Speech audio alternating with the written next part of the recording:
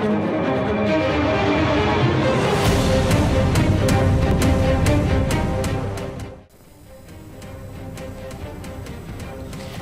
भर में ज़मीन और समंदर में तरह तरह की मखलूक बसती हैं जिन्हें देखकर अक्सर इंसानी आंख दंग रह जाती है। मछलियों की एक अजीब किस्म ग्रोह की शक्ल में समंदर की सतह पर तैरते हुए एक खूबसूरत वीडियो सामने आई है।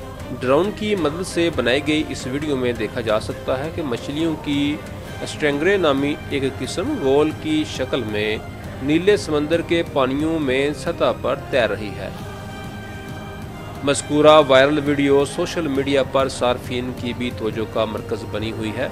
ये वीडियो सोशल मीडिया पर एक ब्यूटन जी बैडन नामी अकाउंट की जानिब से शेयर की गई है। सोशल मीडिया पर तेज़ी से वायरल होती इस 58 सेकंड की ड्रोन वीडियो को ताहाल लाखों अफराद देख चुके हैं और मुतअद्दिद बार शेयर भी कर चुके हैं।